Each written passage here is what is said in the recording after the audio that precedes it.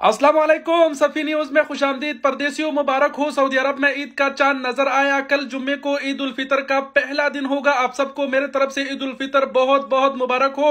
कल बरोज जुम्मा 21 अप्रैल को सऊदी अरब में ईद उल फितर का पहला दिन हो गया। यहाँ पर ऐलान हो गया, आपको बताते हैं दिखाते हैं। लेकिन उससे पहले बताएं कि सऊदी हुकूमत ने थोड़ी देर पहले ऐलान किया कि तैब में खराब मौसम की वजह से चांद नजर नहीं आया, लेकिन अब दोबारा ऐलान किया गया और बताया गया कि तामीर से जो है वो चांद नजर आ गया है। और कल बरोज जुम्मा 21 अप्रैल को सऊदी अरब में ईद उल फितर का पहला दिन होगा।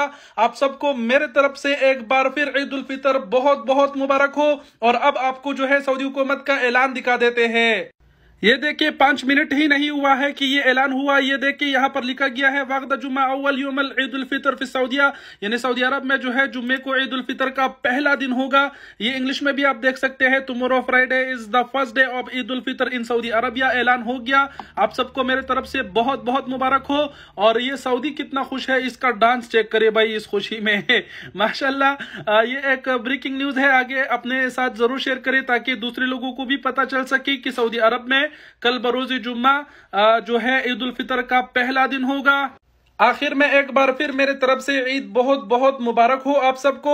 और जहां तक बात है पाकिस्तान की, तो मैं पाकिस्तान की भी न्यूज देख रहा था। हिलाल कमेटी ने भी कहा कि पाकिस्तान में जो है वो चांद नजर नहीं आया, यानी कल पाकिस्तान में इंशाल्लाह उनकी जो है वो रोजा होगा, 30 रोजे उनके पूरे होंगे और हमारा ईद होगा, उनकी जो ईद है वो परसों होगा। बहरहाल अगर पाकिस्तान से कोई देख रहे हैं तो उनको एडवांस में मेरे तरफ से ईद उल फितर बहुत बहुत मुबारक। अपना बहुत सारा ख्याल रखिएगा। अल्लाह हाफिज।